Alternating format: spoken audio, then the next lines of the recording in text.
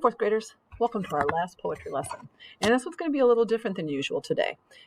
What we're going to do is have you go back and read all of the poems that you have done so far. And you're going to find treasures in your discarded drafts. So I want you to go take a few moments. You're going to need to go and open the files for poetry lessons 1 through 8, and then open the poetry files 9 through, I think it says 16.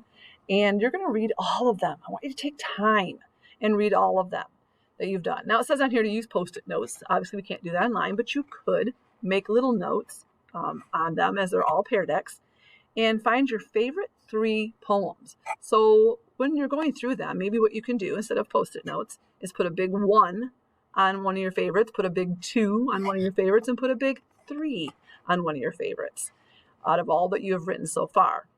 So it's okay if your favorite poems need revisions, because we're going to spend quite a bit of time, 3 or 4 lessons worth, editing and preparing one to be published. Or 2, depends on what your teacher wants to do. So take those 3 poems that you've decided, and after you've put that 1, 2, 3 on, it says to put them in order of your least favorite. So go back and switch the numbers and put them in order after you've chosen your favorite 3. And so your favorite one, number 1, your second favorite, number 2, your third favorite, number 3. And after you've put them in order, take the number 1 favorite and start to revise it. And then after you've revised that one, take the number 2 favorite and start to revise it.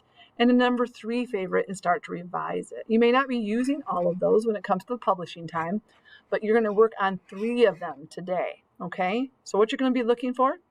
Capitals, which will be the first word of every line in poetry. It's not like a fictional piece where you write a bunch of sentences. This time it's the first word in every line.